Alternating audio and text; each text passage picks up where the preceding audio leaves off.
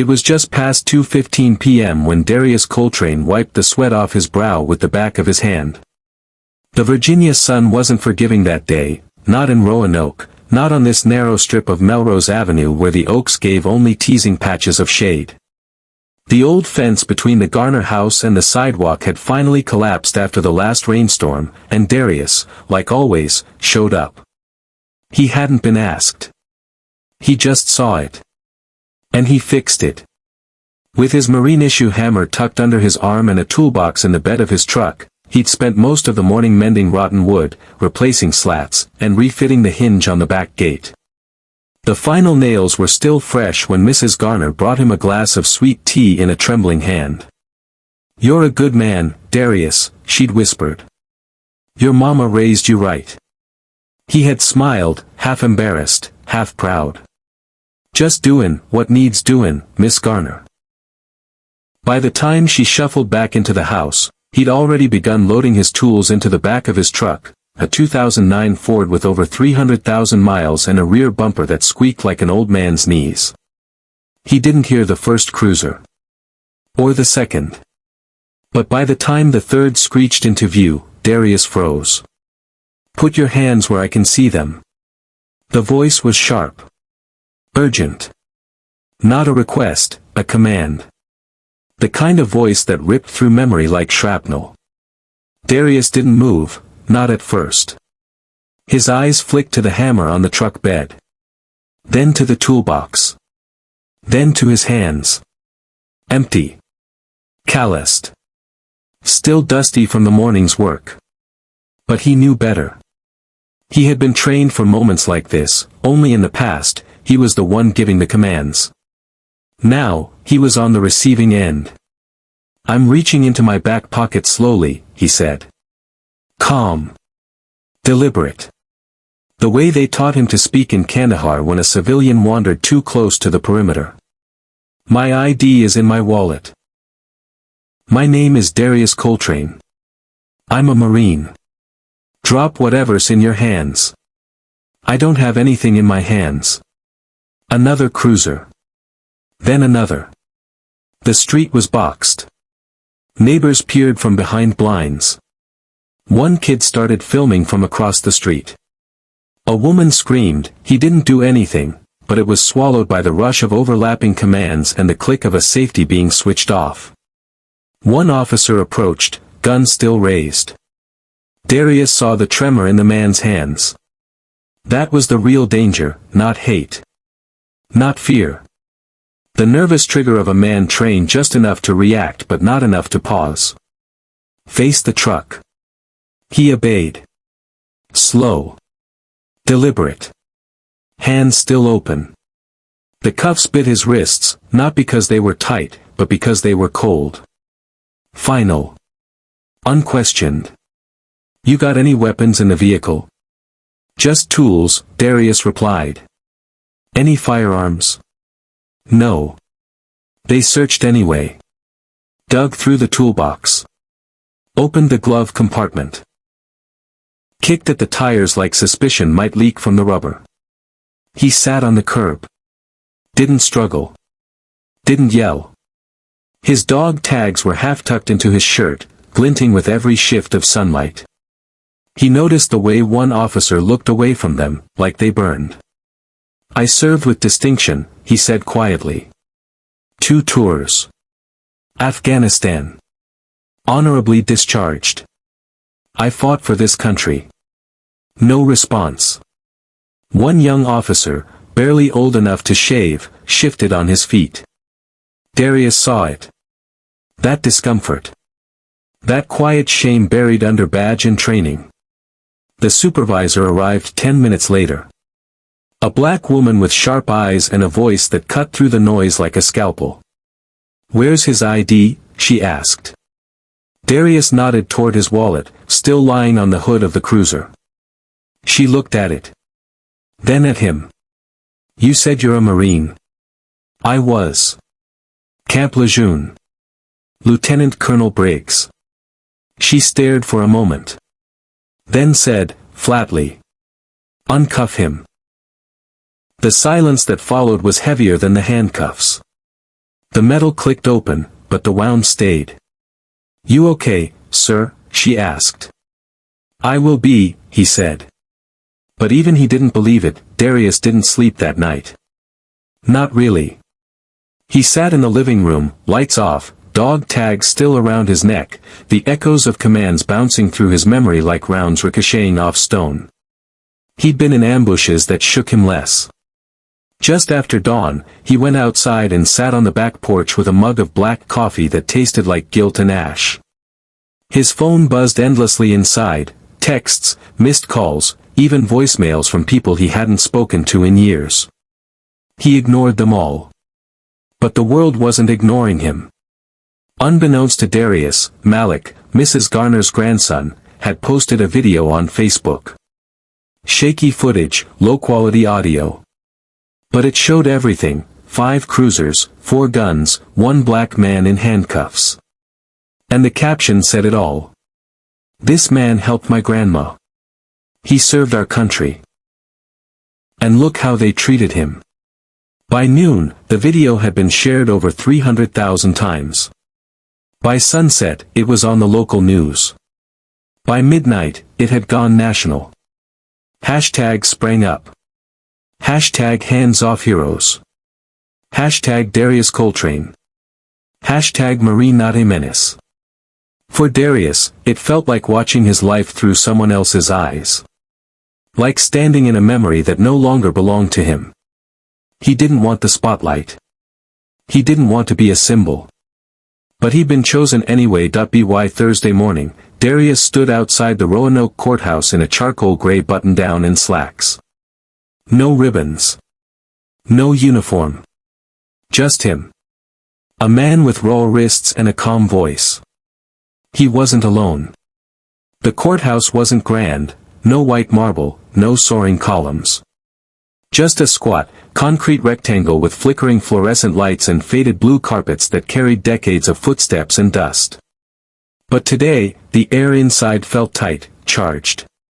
Veterans in full dress uniforms sat in the first 2 rows. Locals, neighbors, reporters. Some nodding, some already scribbling notes. Trevor Holcomb, his attorney and a retired Navy JAG officer, leaned in with his scuffed briefcase tucked beneath one arm. "This room's more full than the day the mayor got subpoenaed." Darius didn't laugh. He adjusted his sleeves. The skin beneath the cuffs still stung. The judge, a middle-aged man with tired eyes and a voice that sounded like he'd been moderating small-town disputes for far too long, called the hearing to order. The officers involved weren't present. "Administrative leave," someone whispered. The city's attorney read the incident report out loud. The language was clinical, as if the rawness of that Tuesday afternoon could be distilled into 10 bullet points and a footnote. Responding to a report of a man with a weapon, reasonable suspicion justified the officer's response. Holcomb leaned in. "They're building a wall of justification. Don't let it hold." Darius nodded. Then came his moment. He stood. Walked to the stand. Looked around the room. "My name is Darius Coltrain," he began. "I served 2 tours in Afghanistan. Honorably discharged. I came home to Roanoke. I've lived on Melrose Avenue most of my life." His voice didn't waver. His eyes scanned faces. "Tuesday afternoon, I was helping my neighbor, Mrs. Garner, fix her fence. She's 84. I've known her since I was a boy. She called me a blessing and brought me sweet tea." A few in the audience smiled faintly. "I was packing up. Had a hammer and screwdriver in my truck bed. That's when the cruisers pulled up." He described the officers' arrival. Their weapons. The commands. The handcuffs. "I told them who I was. A Marine. I kept my hands where they could see them. I didn't move fast. Didn't shout. Didn't resist. And still." He held up his wrists, the faint redness still there. "They didn't see a Marine. Didn't see a neighbor. They saw a threat. The silence in the room was suffocating. Not because of discomfort. Because of recognition. Holcomb stood. "How did you feel in that moment, Corporal?" Darius swallowed. "I've stood in sandstorms. Watched friends get carried out under tarps. But I've never felt as powerless as I did standing on that sidewalk. Not because I'd done something wrong, but because I hadn't, and it didn't matter." He turned toward the city attorney's table. "I wasn't a man in that moment. I was a suspicion. That's all it took." The judge didn't interrupt. Didn't flinch. Then came the witnesses. Mrs. Garner, frail but fierce, needed help to get to the stand. "He's helped me since his mama passed," she said. "Fixed my roof, painted my porch. That boy's done more good for this neighborhood than the last 3 city budgets." She wiped at her eyes. "But when I saw them guns pointed at him, I was scared. Not of Darius. Of them." Then came Sergeant Alex Duran, retired. Silver hair. Hard stare. Former Marine. "Darius Coltrain carried me out of an ambush zone in Helmand Province. I was bleeding out. He could have left me. He didn't. That's who you put in cuffs." One after another, teachers, veterans, a local pastor, they all told stories. Of service. Of sacrifice. Of quiet kindness. The room shifted. And just when it seemed it had reached its peak, the bailiff opened the door. Boots echoed. The room froze. A tall man in dress blues entered. Medals catching the light. Face carved from decades of command. Gasps. Whispers. Someone audibly dropped a pen. "General Raymond Ellison," the clerk announced. The courtroom was still. Not because they were told to be. Because the presence of a 4-star general made everything else seem small. He stepped forward, asked the judge for permission to speak. "I wasn't summoned. I came on my own. Because this is not just a local matter. It's a national one." He turned to Darius. "I don't know Corporal Coltrain personally. But I've led men like him. Buried men like him. Decorated men like him." He took a breath. "And I've also seen men like him ignored, overlooked, and disrespected the moment their uniforms came off." He faced the court. "This is not how we treat those who serve. Not with suspicion. Not with cuffs. Not with silence. If we allow this to be protocol, then we dishonor every medal, every mission, every folded flag." He turned back to Darius. "On behalf of the institutions that failed to protect you back home, I apologize. You deserved better." He stepped down. No press statement. No camera mug. Just boots echoing again on tile. And for the first time in that courtroom, Darius didn't feel alone. Part 4, A Nation Listens, and a Marine speaks for more than himself. The hearing was over for the day, but the impact of what had unfolded was just beginning to spread. Outside the courthouse, the air buzzed with energy. News vans, veterans in uniform, curious citizens, and people holding signs with words like, "We see you," and "Honor our own." But Darius wasn't thinking about the crowd. He was thinking about what General Ellison had said. About dignity. About silence. About the way a single voice, when backed by service and truth, could crack open even the most indifferent walls. He stood next to Holcomb near the fountain at the courthouse steps. Reporters shouted questions, but he didn't flinch. He wasn't interested in headlines. "Do you have anything to say to the public?" one reporter called out. Darius turned to her for a moment, then simply replied, "I've said what I needed to say. I'm going home." But the nation wasn't done listening. That night, clips of General Ellison's unexpected appearance played across national news channels. The courtroom footage, what little the media captured, circulated on social media with captions like, "Marine handcuffed in hometown speaks truth in courtroom, general shows up in support." When power walks in, the moment justice took a turn. Messages flooded Darius's inbox. From Marines. From veterans. From civilians who didn't know what to say but wanted to say something. A woman from Utah wrote, "My father served in Vietnam. He was never thanked. What you did made me cry." A teenager from Georgia messaged, "Sir, I want to join the Marines someday. You made me proud to even consider it." But amid the flood came something else. A letter. Delivered by hand. No postage. Thick envelope. Gold trim. Pentagon seal. Inside was an invitation.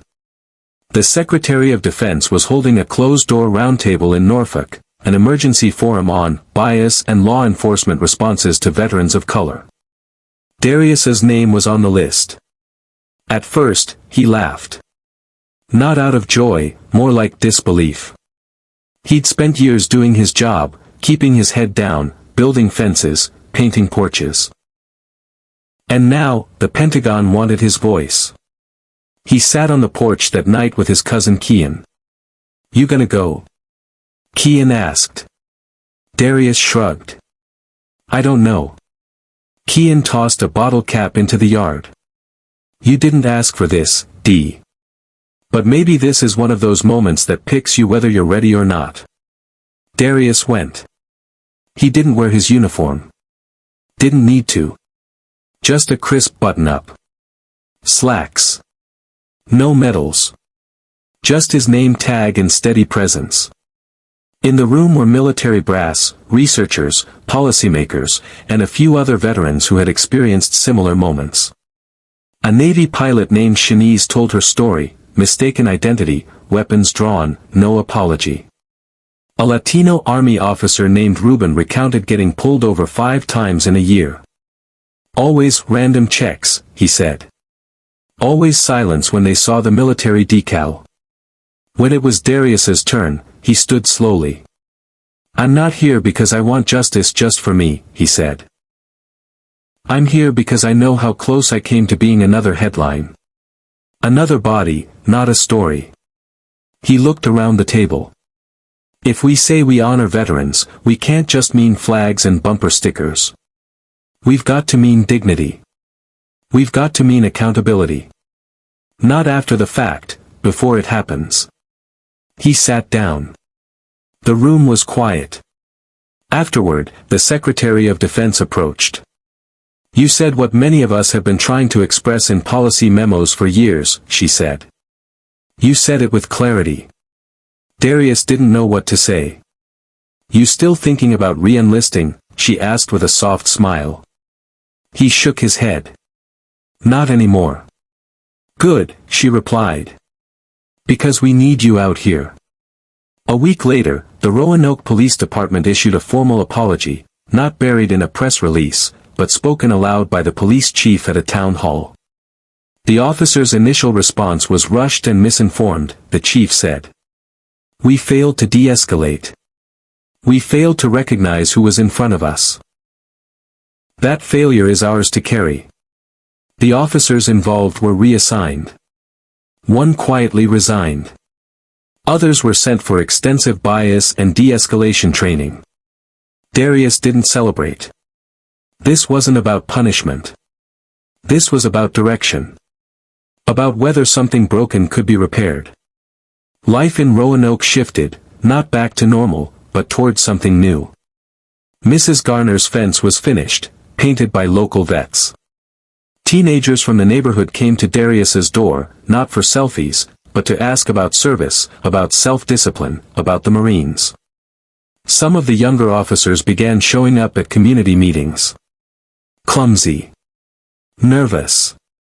But trying. It didn't fix everything. But it started something. One afternoon, Kian asked him, "If you could go back to that day, would you change anything?" Darius thought for a long time. "No," he said finally. "Because I didn't start this. But I finished what I could. He didn't ask to become a symbol. But the moment chose him. And he didn't duck. He stood. Part 5, the next watch begins. It was a quiet Thursday morning when Darius walked into the local high school for a scheduled community outreach event. He wasn't wearing anything flashy, just jeans, a plain polo shirt, and a calm expression. No press, no handlers. Just a man trying to show up. The auditorium smelled like new carpet and stage lights. Rows of high school students fidgeted in their seats as he stepped up to the podium. Principal Waters introduced him as a veteran, a community leader, and a man who stood tall when it mattered most. Darius didn't speak like a politician. He didn't even bring notes. He just looked out over the sea of young faces, black, white, brown, and said, "I'm not here to talk about what happened to me. I'm here to talk about what you do when something happens to you, and the world is watching to see who you are." He talked about his time in the Marines. About discipline. About honor. But he also talked about fear. The kind that doesn't come from battlefields, but from being misjudged in your own neighborhood.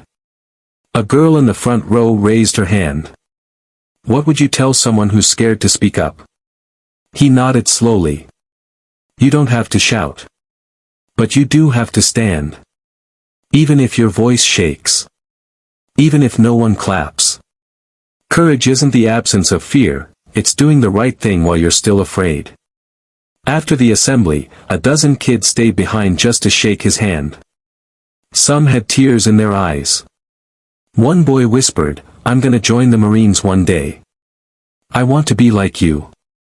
Darius smiled, clapped a hand on his shoulder. Be better. That evening, as the sun dropped below the rooftops of Roanoke, he walked out to his truck. The same truck. The same street. Except this time, something had changed. There was someone waiting. A young man in a crisp uniform. Nervous. Holding a notepad like it was a shield. Darius's muscles tensed for a second, a reflex, but relaxed just as fast. "Corporal Coltrain?" the officer asked. "Yeah. I'm Officer Green. I'm new. I wanted to say I've read your case file a dozen times. They use it now. In training. As an example. Of what not to do." Darius looked at the kid. Barely 20. Green swallowed hard. "I just wanted you to know. I'm trying. To do this right." Darius extended his hand. Green took it, quickly, like it burned to hold on too long. But it didn't burn. It changed something. That moment stayed with Darius. Because change doesn't always arrive as a roar. Sometimes, it shows up in quiet apologies. In clumsy attempts to be better. In the hands of those just beginning their watch. He never saw himself as a hero. But heroes don't always wear capes or wave flags. Sometimes, they build fences. Sometimes, they raise their hands even when they're shaking. Sometimes, they just refuse to stay silent. Darius kept showing up. Not for attention. But because someone had to. And one day, when a young officer or a student or a scared neighbor faces a moment that demands courage, they'll remember the Marine who stood on a sidewalk, hands open, heart steady, and changed the way a city saw itself. And maybe, just maybe, they'll stand too.